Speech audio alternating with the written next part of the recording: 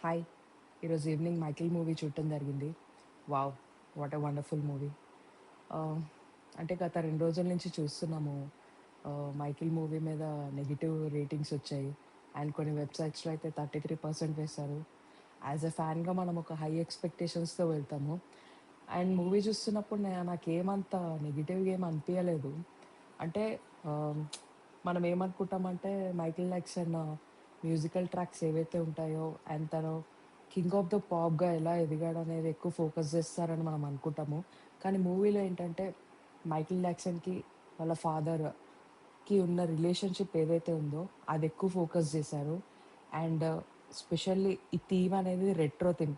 From 65-88 ఏదైతే years ఉన్నాయో, ఆ థీమ్‌ని ఎక్కువ హైలైట్ చేస్తూ చూపిచ్చారు. అది చాలా బావుంది యాక్చువల్‌గా.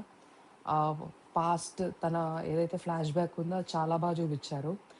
అండ్ తనేదైతే ఇంట్లోనే ఒక ఫాదర్ నుంచి వచ్చిన ట్రామాస్ గానీ, బులియింగ్ గానీ తనెలా ఫేస్ చేశాడు, అవన్నీ ఆ హర్డిల్స్ అన్నీ దాటుకుంటూ ఒక యంగ్‌స్టర్ ఫేజ్ వచ్చిన తర్వాత ఇండివిడ్యుయల్‌గా ఎలాంటి డెసిషన్స్ తీసుకున్నాడు. ఇండివిడ్యుయల్‌గా తను ఆల్బమ్స్ చేయడం గానీ, కొరియోగ్రఫీ చేయడం గానీ, వీటి మీద ఎక్కువ ఫోకస్ చేశారు. చాలా బావుంది. అండ్ మూవీ లాస్ట్ 20 మినిట్స్ మాత్రం హైలైట్ అని జెప్పాలి. తనేదైతే ఎస్పెషల్లీ తన బీట్ ఇట్ గానీ, థ్రిల్లర్ గానీ, మూన్ వాక్ మాత్రం హైలైట్ అసలు. చాలా చూపిచ్చారు. 'జాఫర్ జాక్సన్' అయితే మైకేల్ జాక్సన్ క్యారెక్టర్‌లో ఫిట్ అయిపోయాడని జెప్పాలి. తన ఎక్స్‌ప్రెషన్స్ గానీ, ఎక్స్‌ప్రెసివ్ ఐస్ స్పెషల్లీ తన smile, moon walk, dance, expressions ప్రతీది చాలా బావుంది.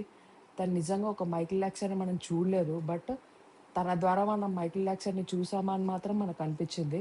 అండ్ మూవీలో ఇంకో హైలైట్ విషయం ఏంటంటే, మైకేల్ జాక్సన్‌కి తన పెట్స్‌కి ఉన్న రిలేషన్‌షిప్.